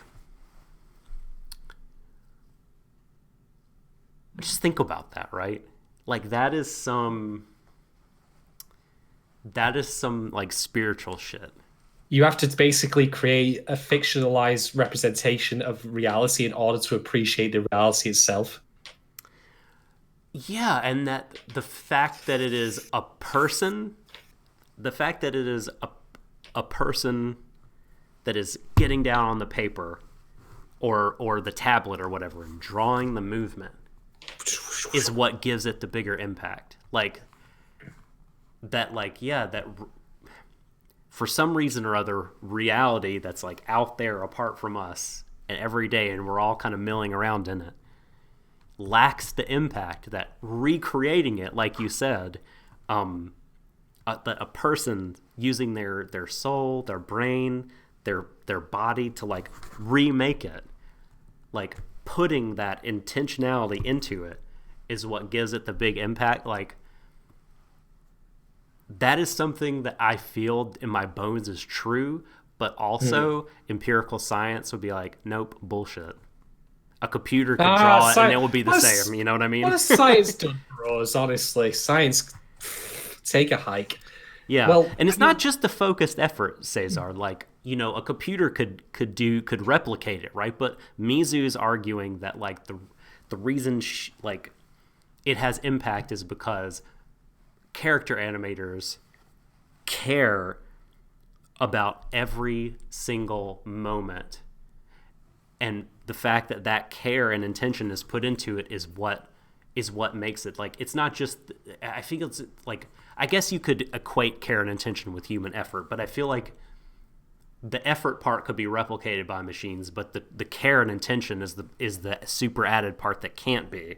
And, like, I mean, she talks about it like as if it's her, like, not just like a hobby, not just like I'm passionate about my hobby. It's like, this is my reason for living. It sounds like, to me, which is like amazing. She's like, I have to proclaim, here I am, to the people that appreciate each and every movement. So, like, for her, like, drawing these pictures, each movement, each picture, each cut is, every single one is her proclaiming, I exist. I am. This is me. Here I am. And that is, like, amazing. And I don't want to, like, it's not my desire to get into, like, an Asimovian, like, could a computer, like, do a symphony? Like, I don't really. It's like those memes. So I gave this computer algorithm 1,000 Seinfeld scripts and asked it to write one. Here's what it came up with. Yeah, like, what I do care about is, like, this is what Mizuzaki believes is the truth. And I think that is, for a person her age, is amazing. And this is, like, sort of probably, like, everyone in Science Saru, like, sort of put, like, their ideas into this, and, like, Yeah. this is what we want to say about how making anime makes us feel and why we do it. And it rocked for that reason. And I think it's true. I'm into it. I really am into it. So, Doc, are you basically saying that the entire underlying Morse code message, if you will, of the show is "Notice me, senpai"? If you, by senpai you mean like the world, then yes, I am. I'm so sorry for that. I feel dirty. But no, if I may just I'll expand on what you said there, right? So, okay, folks, let's again talk about camera. So this right here is my webcam. So look at this scene here of all this load of shit that I've got here, basically, right? Now, what is currently actually displaying this to you? What's transcribing it? It's the cells or whatever it is, inside the camera itself. Mm-hmm. Now, if you instead were to take me talking here and start animating it, you'd have to do every single bit of that yourself. Now, I grant you, I'm not trying to belittle live-action filmmaking here because people do incredible things with it. I mean, I talked about The Matrix before. But there's a certain... that's your example of incredible things live. It's a fucking great film. It is a good movie. It's a really good movie. Incredibly well shot film. I like that movie a lot. It's just like, name a great live-action film. The Matrix. Like, it's just, I'm just busting your balls. I'm fucking around. I'm so sorry for like messing up your mojo. Did you pay for the vice that you put my balls in with our fucking Patreon money, you bastard? I'm sorry. Honestly. I'm so sorry. Honestly. Please continue. We're gonna have words like fuck and you. There we go. Anyway, but the point being is that like there's a certain amount of objectivity, quote unquote. And I know that, all film is basically fiction in some sense or another. But there's a certain objectivity that is afforded to live action film that doesn't necessarily apply to animation. Because it is, the creation of a human hand rather than, film through this tiny little webcam, as it were. So I think, again, that helps relate the person. Like, yes, there is someone behind the camera, if you will, taking the idea of perspective, angle, lighting, etc. All important. But at the end of the day, actually putting the stuff to film, that's a process that is somewhat outside of their control. And I know there's already film buffs that are screaming at me right now. But yeah, there's a certain extra element of involvement in animating, saying an equivalent scene, something that you film in live action, that, as you say, really does impart a personal touch on it. Yeah. Even if it is something manufactured in a studio by several dozen employees, for example. So yeah, I'm with you on that wholeheartedly, Doc. Yeah, and I like you, I'm not saying this to belittle like computer animation or algorithmically generated art or anything like that. I mean, I want to try to say what I'm saying here without like that being implied, because I think amazing things are possible and have been done with all of that. But I just can't help but like Felix says, despite not being an artist myself, like so I don't have that same personal connection, but like hearing all these people speak through the character of Mizu and talk about just the spiritual dimension of it and how important it is and why people care about it. Like, this is what's happening, even if you don't realize it. Like, people are putting their soul into it, and it's their reason for being. It's a reason for being on this earth, is like to, in their mind, is to draw these pictures, and they pop because they put themselves into it. Yeah, so exactly. Cool. I've got two final things to add, actually. One of them is relevant to what you just said here. Now, I don't normally give credit for things that aren't there, as in, like, you didn't include this, and that's a good thing. So, I'd rather not argue from the null hypothesis, if you will. But I want to say, thinking on it, I am so fucking glad that this material did not go the way I originally thought it was going to, by showing that Mizusaki's grandmother had passed away at some point. Oh, you mentioned that. Yeah, I am so happy about that. Mainly because, one, it wouldn't fit the tone in the slightest of this show, which is in of itself a reason enough not to include it. It could very well have happened. We could speculate on that, but it's irrelevant.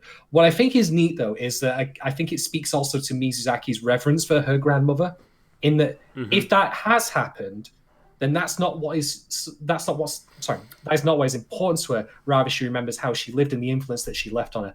And I think that's quite powerful. Mm-hmm. It's like I said before about the influence that people in our lives, close friends, relatives, etc., can exert on us in terms of driving us forward to pursue a passion that we're strongly into. So yeah, good on them for not doing that, not going into that pitfall, which you'd think it would have. Like, that's the cliche, isn't it? Like, death flag on the field. Here's the grandparent. They're really close and all that. Closely, very tightly knit. Oh no, what happens next? But I'm glad they didn't do that. All right. Yeah, this show doesn't need death in it. Like, it needs that in it about as much as it needs a Kanamori origin story. Yeah, exactly. Exactly. All right. Final thing from me then, and this is the meta point I talked about before. Yeah. I like meta things. So you and I, Doc, had previously discussed, I think at least twice on this very series, is Eizouken being irresponsible, if you will, about how it portrays animation? Because it's got a lot of reverence for it, but there is a lot of drudgery involved in it. And I've had a think on this, and I've come up with a potential answer to it.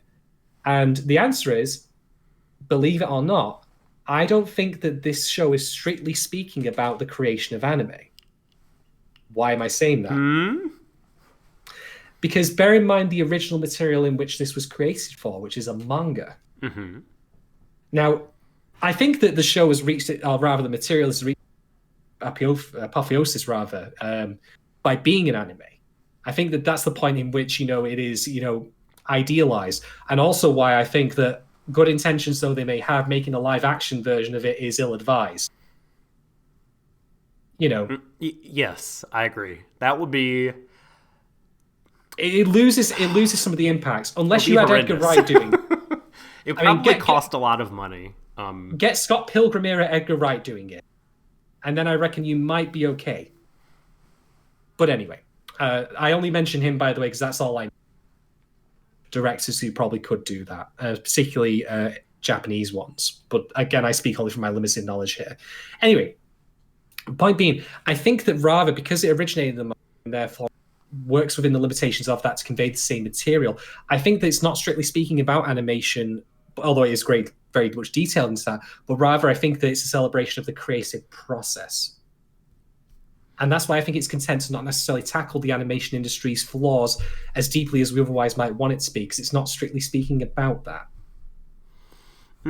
Well, thin, perhaps, but I think that you've got to consider the original material it came from, like the original format. That feels very key to me, especially given how different it is as an anime versus being a manga, even if the material is otherwise identical, just by virtue of being that. I mean... I still think it could have said something about the anime industry while still being a manga. I don't know how, I'm not, I guess, not quite getting the format. Well, it said things about it, like here's the 500 drawings element. Mm-hmm. But it's never really been to either, I would argue, in detail about the living conditions or or the actual career, if you will. Well, sure. This is what I'm saying is I think I'm not gonna be able to give a fair assessment on all this until the end of the show. But it is going there. It is about anime, and it is, especially episode 4 is just laying it all out there, and I think.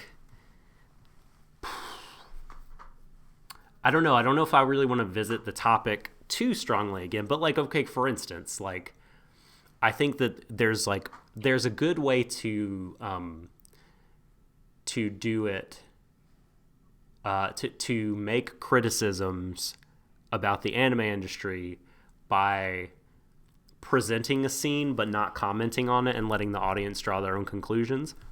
For instance, this episode, when Mizuzaki is not interested in eating, she only wants to draw through lunch and continue to animate. And now, if you think about it for a minute, of course she's doing this because she loves anime, but is she doing this because she loves anime, or she loves animation? Is she doing this because she loves animation, or is she doing this because she loves animation and there's a fucking deadline? I think if the deadline was not there, she would not be skipping lunch, is my assertion. And so I think that the show is like, actually doing a good there by like just putting that there and letting you draw a conclusion. But there's some stuff in episode 4 where it felt like it had a point of view, maybe, or at least it was inadvertently putting one out there. And, well, I did not think it was very good at all. But again, I think I think, I want to reserve final judgment, of course, until the end of the show here. That's fair. The point you made about her skipping lunch, like that, I think is the her example, or rather endemic, if you will, of how Eizouken approaches the issue of like animation, being such a torturous job that it takes a lot of you. In that, it acknowledges that there's a problem, and as you say, leaves us to draw our own conclusions. But sometimes, there are writers who use subtext. I know they're all cowards. Sometimes you need to be very on point with stuff like this, and maybe that would be.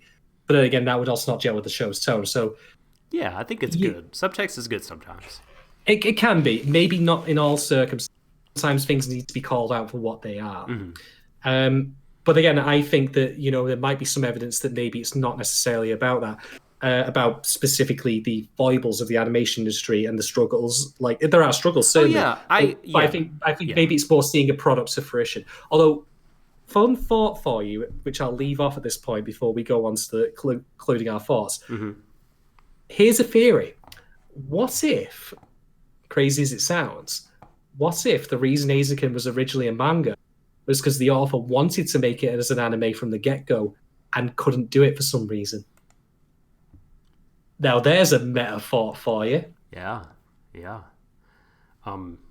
Just gonna leave that. I agree with you that you just let that sink in. I think it is. I think it is fair. What would you do? Let that sink in. I think it is fair to say, okay, the show is not about addressing industry problems as like that. That's not like a one of the main purposes of the show. I think at this point we can conclude that fairly, But I guess the question then is like, should it be more about that, or can you make a show about the anime process without offering a point of view about that? There's all these different kinds of questions. I don't know. It would be like, gosh, I don't want to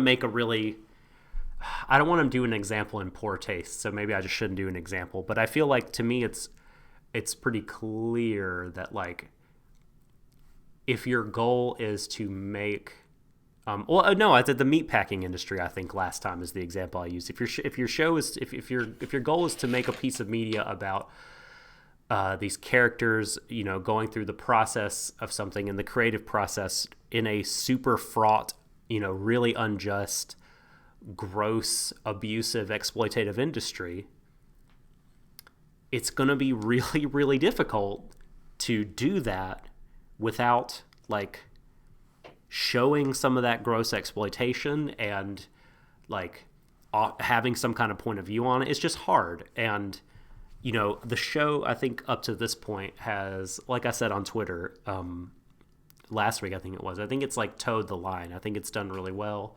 Apart from a few quibbles, like I talked about in episode 4, but again, we'll see where it goes in episode, by the end of it, because this show has like kind of gotten both of us off of our asses a little bit in terms of like, yeah, we know the anime industry is rife with problems and is unjust, but like this show has really made us start to think, as Warui Deshou, is there anything that we can like? Is there anything we can do about that? What's our sort of, what action could we take, to bring about some change in any meaningful way? Indeed. I'll add another final thought. I'll just end off here. Like you said about how this show ends, I wonder if what we see at the end is they obviously complete this project and they air it and it's great, but then none of them progress into animation as a career. not even Kanamori as like, a producer, if you will. Because I did mention before I could see Asuku's as a theme park ride designer, and I said that in jest, but let me change that. Let me flip that around a little bit. What if instead she was an engineer? What if instead she designed like, vehicles, like, equipment for people, airplanes, you name it. Mm-hmm. I can totally see her doing that because she's got the imagination and the passion for it. And then in turn, what about, say, Mizaki? Like, if maybe she does become an actress for a reason, who can say? I don't know. But I can see for all three of these characters, Kanamori could run any company she wanted. Yeah, she really could. She really could. I could see for all three of these characters how this experience that they've had collectively could very well lead them to having careers that have nothing to do with animation. Sure. But again, is all about the spirit of the creative process and what they're ultimately talented at being honed and brought about. We'll see. I want a happy ending for them one way or another. But I think it's fascinating, just again, how this show, like, whether or not we agree or disagree about if it's, hammering home the point about animation as a career being like, torturous and like, actually quite depressing. Like, I think that it's still very, very much in favor of, hey, this is a joyous thing. I know. We should be yeah. Yes, well, and like I said, I believe it's so true what Mizuzaki says at the end, like that. There's something I'm doing it for me. Transcendent about making art and about experiencing art.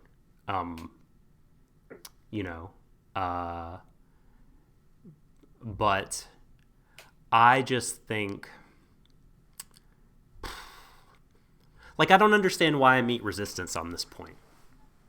Like, I know I don't think that the show is trying to be a screed against the animation industry. I've said that. I don't think it is about how bad it is.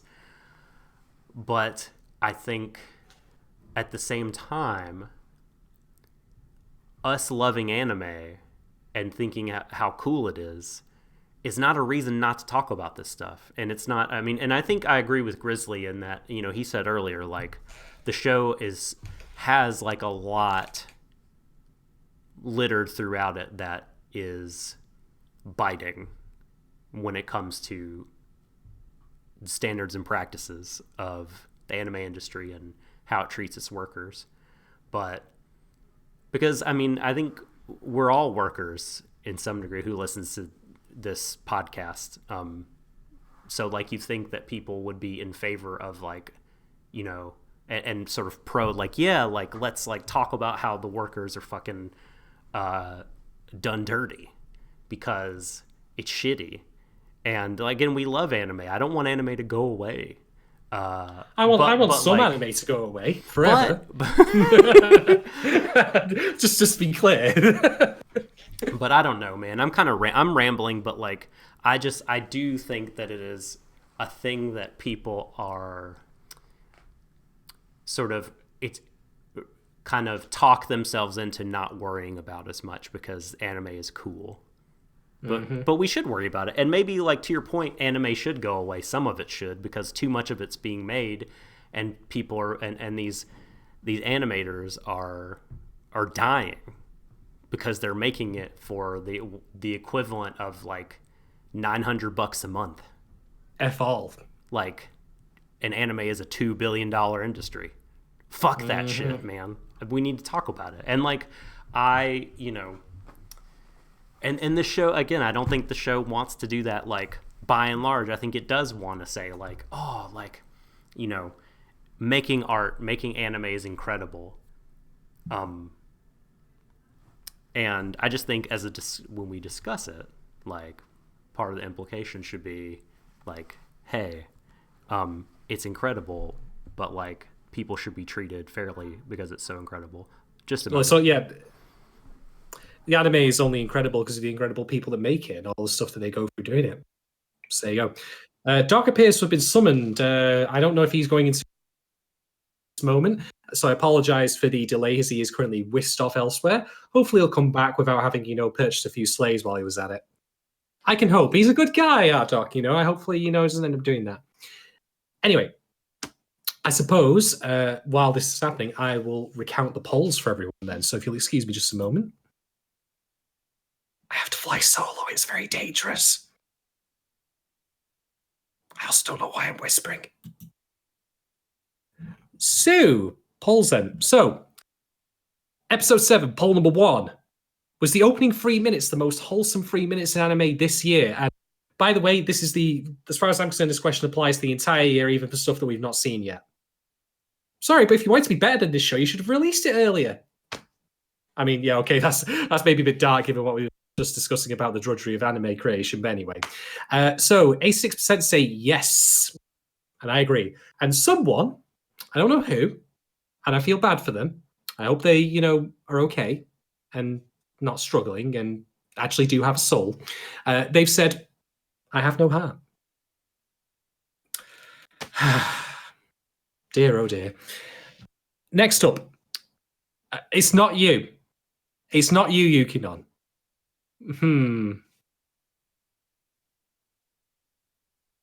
That's the entire reason I grow this beard, by the way, just so I can stroke it thoughtfully. It's not for looks or anything. Anyway, episode 7, poll number 2. Is the background art guy the worst? 83% say totally. And 17% say, not quite. And, maybe it could be that he's, depends like if it's malicious or not, but anyway. But, no, I think he's a bit of a dork. And, like, the instructions were clear. Don't draw the fucking car. Like, why are you drawing the car, dude? Like, of all the things that they said for you to do, don't do it. Maybe he's got, like, an entire pinboard back at home, this art guy, and he just draws cars all the time. Who can say? Anyway, to give you up to speed, Doc, we're currently covering the polls, so I'm just going to read through them now. Okay. All right, go for it. So episode 7, poll number 3. Can Mizusaki's parents fuck right off? And you think I ghost wrote that one with that kind of language. But we've actually got a fairly even split here, which I think is fair. 57% say right off. And 43% say, are they that bad? And you will know soon. The more we get. I mean, I think it ties back to my point where I made where, like, the mum disconnected, doesn't care, mum doesn't care is perhaps too strong, but maybe doesn't realize. Well, Who can say? Well, look, you have a child in Mizusaki who, whether her parents are doing this, and she has discerned it, or she believes it and is that's what she believes is happening. She is under the impression that, like, she's being forced to do this modeling career to live out her mom's failed ambition. Mm-hmm. Not a great thing for you to do as parents. I know we haven't seen them, but do we really have to, like, have them on camera being like, I am evil, to, like, know that they're shitty? Like, they have their kid. Could someone gift that reaction, that face then? My God, like, evil. Like, their kid, either, like, this is happening and she's figured it out, or she just thinks it's happening. Either way, it's bad. It's very bad. This is very bad. I mean, we were all in on, like, JR and, like, hey, Julia Richardson, hey, kids, like, their concerns are valid. I mean, I'll just note this, though, like, at least Mizusaki's father isn't trying to placate her by buying, like, appropriated Native American, like, junk from the US, as in, like, Parasite, if you've seen that. I'll be talking about referring to that. God. Who'd have thought, like, we'd get so many eat the rich stories around this time? But hey, here we are. All right, final poll. This good thing I'm reading this one out.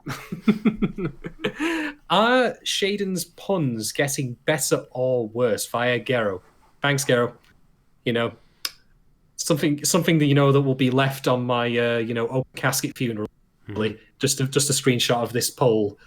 29% of you, presumably wanting getting my good books so I can buy them booze at some point, have said better, and 71% of you rightly said worse. See, even I'll admit it. I'll admit they're bad. But I'm proud of it. I'm proud of my badness. Oh, yeah. This is our anyway, MO. It is our MO. I mean, it's the name of the podcast. But anyway, thank you very much to everyone who took part in the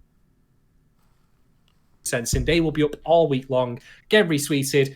Let everyone get involved in them. I want to hear all your thoughts on this. And hey, if you think of a really bad pun I've done at some point, you're more than welcome to put it in the replies to the tweet. Why the hell not? Let's get a hall of shame going, as it were. I'm for this. All right, so I think that concludes our discussion then of the episode. So we'll wrap up now. Doc, I'm going to pass it over to you first to offer your final thoughts on racing. Oh man, well, for the I have a feeling what your racing's going to be, but crack on.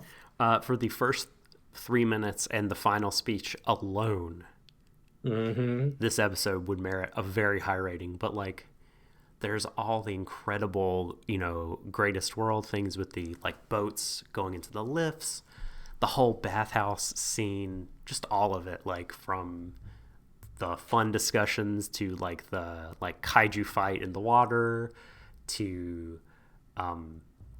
just the self-reflections by the characters, and like the little moments of like when Caesar said Kanamori was like, no, I'm not here having fun with friends. And then the whole, like, just the brief aside about Asakusa contacting her mom and the comparisons that bring, like, just everything about it. I loved it. This is my, like, probably, like, my second favorite episode, maybe third favorite. I don't know. It's up there with 1 and 4 to me as, like, the best in the show so far. So I'm going to give it... 5 Kanamori's wearing Asakusa's hat out of 5. Nice. Okay, for me, I think one thing that needs to be stated again is that this show is just fun. Like, for all that we've been talking, like, about various things, like, about how animation works, the character stuff, all sorts of stuff like that. It's still fun. And what I especially appreciate about this episode that I forgot to mention is that the fun in this particular episode is in service of the downtime that they otherwise would be denied in the actual industry, funnily enough. They're allowed a moment, just to goof off and be themselves, to get back to what made them, do this in the first place. Like with the scene where, just like, the kaiju bit and then the zoop. Like, no, that doesn't serve any purpose to the animation whatsoever, but they're still enjoying it. They still have that core enthusiasm for it, which is really, really nice to see. So it's still a hell of a lot of fun. I still laugh my tits off every time I see stuff like Kanamori just trying to bite Asakusa's head off. I think that it, again, continues to do a really good job of fleshing out character without belaboring it or going so deep into it. There's a time and a place for that stuff, and certain shows should indeed be all about that and do fall short of meeting the standard of like how much character they should have in it. This is, again, balance. It's all perfect on this one. The opening minutes, as you say, were spectacular. I love the intimacy of it. I love how personal, like, I've related to that. My grandfather, as I say, like, I made no joke that even though I didn't end up, like, becoming a mathematician as a result of it, that's still a very fond memory of him I have as a result of that. So I can totally get why, to Miyazaki, that would be important as a driving force for us to go on, as basically the one family member who's encouraged us to do what she wants. Crazy, I know, ain't it? So I originally was a little cooler on this episode, but having rewatched it and talked about it with you, Doc, I feel very enthused about it as well. I don't think I can quite give it the full 5, but I will give it, in the end, I'll give it 4.75 hot crayfish out of 5. It's a victory. That's a victory. Did you think I was going to go lower than that? Yep. I did. Wow. So I'm happy. Wow. That's something. That's cold, man. That's cold. All right. Well, that brings us to the end of the podcast in that case, then, folks. So thank you all very much for joining us this Thursday evening. It's always good to have people in the audience, especially, I must again stress, I really, really appreciate people offering their own experiences and how they relate to this show, particularly if you've been in any sort of creative process yourself. Like, me and Doc, like, I can speak for myself and say my creative talent starts and ends with processor, or maybe Microsoft Excel if I'm feeling frisky. So there's only so much I can bring to the table on this one. But one thing that I really feel like I want to do with this podcast going forward is to try and get more voices in. People who can offer like perspectives that me and Doc, and I don't mean to necessarily speak on his behalf here, but perspectives that we can't really offer. I can't draw for shit. Stick figures, too much. Whoa, don't expect that. Ain't happening. So do keep coming back, if only because I want to hear more about your thoughts of it. Yeah. On the show and what it means to you personally and how you relate to it. I would very much like that. And in turn, if you want to keep talking to us about it after the stream ends or after you've listened to the podcast, we're always open for that. You can get to us at Warui Deshou on Twitter. You can, email us, waruideshou@gmail.com. Feel free to talk about it. And I suppose that actually nicely segues on. If you want to talk to us more than that, we do have a Patreon. Our Patreon has 3 tiers. You get yourself on the $2 tier, you get yourself Discord access. You get yourself on the higher dollar tiers, you can get yourself access to our Jewel of Richard episode. You can get early access to ad-free versions of the podcast for this as well. You can ask us questions week on week about shows that we've been covering. No questions this time around, unfortunately, but that's fine. Sometimes, we get a lot, sometimes we don't. That's how it be. And you can also then, in turn, if you highest tier, ask us to cover an anime of your choosing in audio essay format. So yeah, exactly. There's extra shows. There's extra content. A lot of it has, we've I think in the last few months we put out a pretty decent amount. Like we did some deep dives on 3 Studio Ghibli movies. Recently, Laputa and Princess Mononoke and Princess Kaguya. We've done a loaded guest list show on the anime of the decade, rather. And everyone, I piled Guilty Crown at Christmas. You did the Guilty Crown show. You did the Tokyo Godfathers show you did that a few months ago for the patrons, but that has recently come out again on public. Yep, and it's relevant because Tokyo Godfathers. Oh, by the way, just to get a sideways shot at people on the internet, because I love doing that. If you're going to bitch about the fact that, for the new dub for Tokyo Godfathers, that Hana is played by a trans actor, go fuck yourself. Wait a minute. You heard me on that. Is it because they want the original actor, or because the because actor because it's trans? because political correctness gone mad or some shit like? They're a trans person in the story. I don't. I will refer you to my previous statement. Go fuck yourself.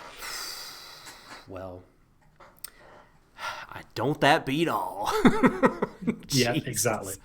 But no, there's lots of great content there. So, take a look around. Feel free to subscribe. Or if you can't, then just rate us, follow us, review, all that good stuff on all the free places that you find this fair podcast. Indeed. Doc, where can people find you on the specifically? At The Subtle Doctor on Twitter. Please at me about anything and everything. Speaking of everything, this is a little impromptu spot here. I believe that you do a couple of other projects as well that people might. Oh, you're right. Bring them up. This is open forum. Talk about it. Tell us. So I do a general media pod with our friend, world famous Bucket. Yes. Anime News Network's own James Beckett. Jim, my lad. Top guy. You could find him at Kick the Beckett. He's in our Discord, along with all the friends of the pod that you heard on the Anime of the Decade show. They're hanging out there. You can get a hold of them there. But you can listen to our podcast. It's the links are on at Kick the Beckett, but it's on Spotify. It's on Apple Pods. Pretty much everywhere except for SoundCloud that you could find a podcast. We did some episode commentary on Evangelion. So we just talked over the episodes while they were playing, like the Godzilla podcast.